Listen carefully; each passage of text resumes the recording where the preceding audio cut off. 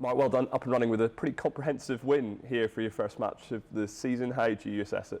Yeah, I didn't really know what to expect going into the game because I've not seen my opponent play, and also I've had no matches, since the World Championship, so didn't really know what to expect. But overall, I missed a couple here and there, which was expected. But overall, I was quite happy with the way I played. Yeah, I mean, I was going to ask you, it's obviously been a long time since that World Final that you were involved in, one of the great World Finals. Obviously, it didn't ultimately go the way you wanted, despite the highlights and the 147 and things like that. Having had time to digest it, was it difficult to kind of comprehend the near miss over the summer, or were you just pleased to be involved in a match like that? Yeah, obviously disappointing not to win, but looking back, I don't feel as though I could have done any more than what I'd done. I thought Luca played phenomenal from start to finish in the competition and also in the final as well. First session he played great, 6-2 in front, clawed me way back to 9-8. So you think you're giving yourself a chance, and then the next day, first session of the next day, he played phenomenal again. I think he beat me 6-2 in the session, had 4 tons and an 80. And then same again, I got myself back into the match. I missed a tricky black when I was in at 16-15, but then after that, he made a good break, and then he's made a one visit to finish. So I don't feel as though I could have really done much more than what I'd done. I thought Luca played phenomenal and deserved to win.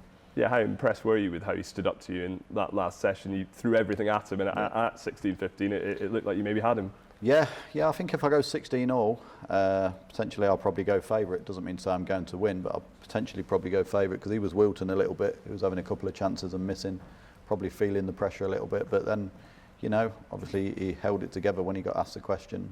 He produced, and that's what all the top boys do.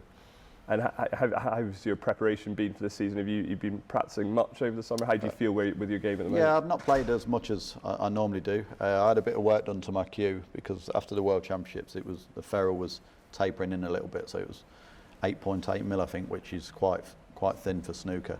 So I took it to Stanford Cue Makers, who my cue's from, and they're doing an amazing job, and took a little bit off the top, added it on bottom.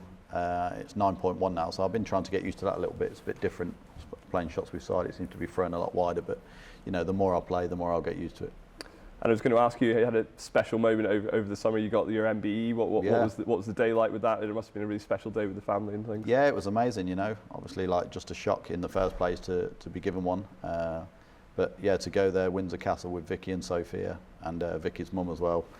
It was an amazing experience. Going inside, just seeing the place, and obviously meeting Princess Anne as well, which was nice. She was a lovely lady and said some nice words, says that she follows the snooker and watches it, and said commiserations in the World Final, but said, look, hopefully you'll be back there again one day. So yeah, it was nice, we had a great day, we all enjoyed it. And I suppose it's the sort of honour that maybe growing up you'd have never really anticipated that you would receive, so it must be really special. No, for sure, especially coming from a council estate background, not really having much, wearing trousers that didn't fit me. If you'd have told me back then that when I get to 40 years old I'll be picking up an MBE, I'd have probably laughed at you. But no, really proud of my achievements to be given that. And I also wanted to ask, over the summer you obviously had a pretty traumatic experience out in Rhodes, being caught up in those wildfires on holiday with your family. Can you just give us a sense of what that was like and how that experience unfolded? Yeah, it was tough. Scary really, because when we was there, we seen the sort of smoke in the distance when we was travelling to our hotel, but it was quite far away, nowhere near where we was at the particular time. So you think that the fire brigade will get on top of it, but then obviously we had strong winds for 2 days, which sort of didn't help the fires, blowing them everywhere, and made it even more difficult for the fire service to keep on top of the fires. And before we knew it, 2 days later, it's next door to our hotel, and we're getting evacuated as well. So, thankfully that nobody was hurt. We all got back safe. Everybody else on the island got back safe, and yeah, it was a traumatic time for sure.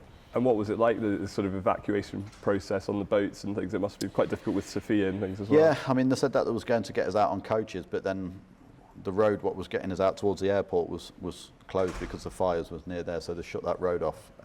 So we had to go down to the beach, and then they was bringing some fishing boats in to try and take us to the north part of the island where the airport was. So we had to wait for them, but that was traumatic as well, because you got all the families there with children. All the children are screaming because they can see the fire in the distance. So yeah, it was tough, but I mean, they was really helpful. All the locals and all the staff was really good, and they couldn't have done enough.